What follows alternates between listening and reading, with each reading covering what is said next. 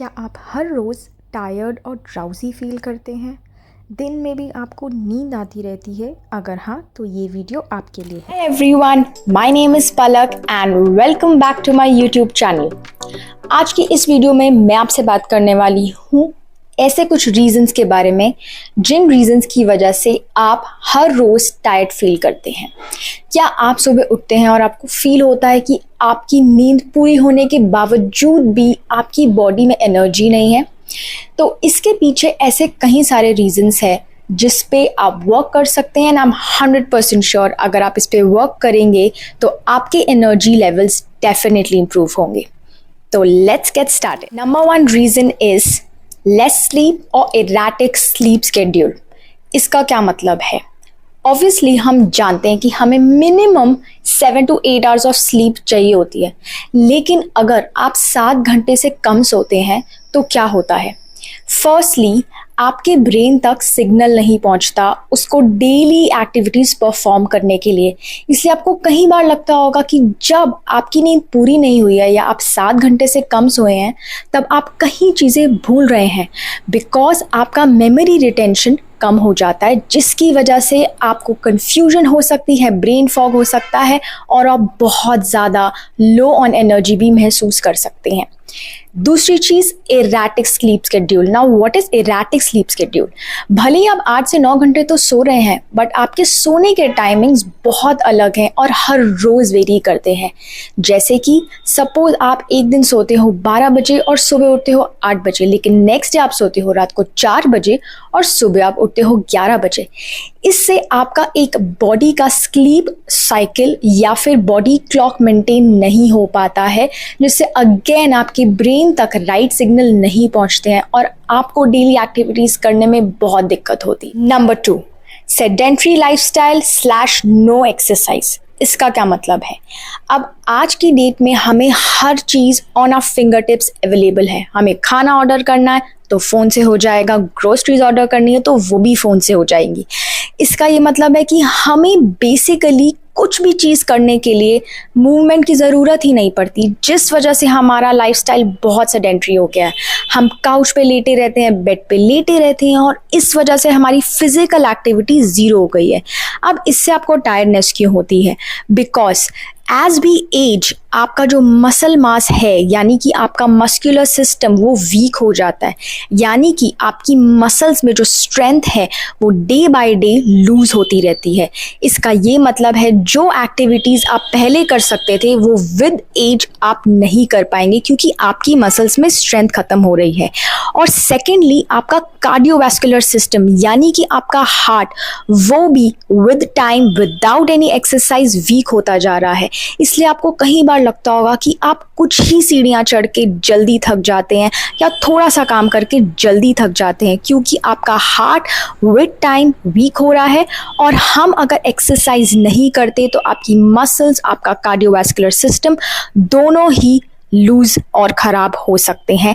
इसीलिए एक्सरसाइज से ना कि आपका स्टैमिना और स्ट्रेंथ बढ़ेगा, बट आपकी डेली एनर्जी लेवल्स भी इम्प्रूव होंगे। Number 3, nutritional deficiency. यस, अब ये हम सबको पता है कि अगर हमारी डाइट में बेसिक न्यूट्रिशन डेफिशिएंसी होगी तो हमें कहीं ना कहीं उसके कॉन्सिक्वेंसेस फेस होंगे। और ऐसे कई सारे माइक्रो न्यूट्रिएंट्स हैं यानी कि विटामिन्स और मिनरल्स जिसकी कमी के कारण हम डेली लाइफ में बहुत लो एनर्जी फील करते हैं। ऐसे कुछ विटामिन्स या मिनरल्स हैं, विटामिन B12 या विटामिन D। ये दो ऐसे मेजर विटामिन्स हैं जिनकी वजह से, जिनके लैक ऑफ विटामिन्स की वजह से आपको हर रोज़ लेथार्जी और फटीग हो सकता है। मैं आपको अपना एग्जांपल बताती हूँ। लास्ट ईयर मेरे साथ ऐसा ही हुआ था। मैं हर चीज़ कर रही थी, टाइम पे सो रही थी, एक्सरसाइज कर रही थी और डाइट भी ठीक ही थी मेरे अकॉर्डिंग, लेकिन मुझे इतनी लेथार्जी फील होती थी। And then I got my blood test done और उसमें विटामिन B12 की बहुत ज़्यादा डेफिशिएंसी आई। And then I realised actually it is the B12 जिसकी वजह से, जिसकी कमी की वजह से मैं हर रोज़ इतना फटीग महसूस कर रही हूँ।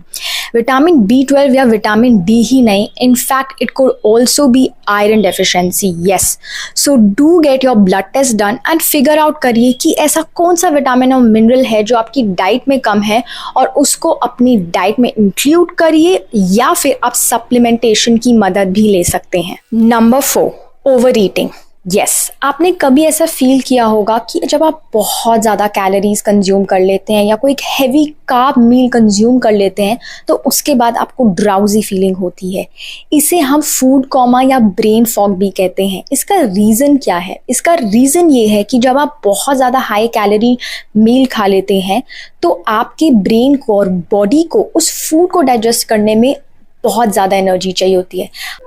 हमें पता है कि डाइजेशन में बॉडी को एनर्जी चाहिए होती है, लेकिन हम जितना एक हैवी मील लेंगे, जितनी कैलोरीज कंज्यूम करेंगे, जितनी ज़्यादा कैलोरीज कंज्यूम करेंगे, हमारी बॉडी को और ज़्यादा एनर्जी चाहिए होगी।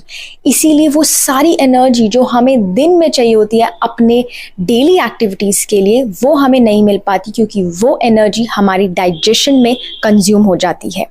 इसलिए नेक्स्ट टाइम आप जब भी खाएं, आप मेक श्योर करिए कि आप 80% फुल रहिए। Yes, do not eat up to a point जहाँ तक आपको लगे कि आपका पेट फट सकता है। You know that kind of feeling कि हमारा पेट बहुत ज़्यादा भर गया है।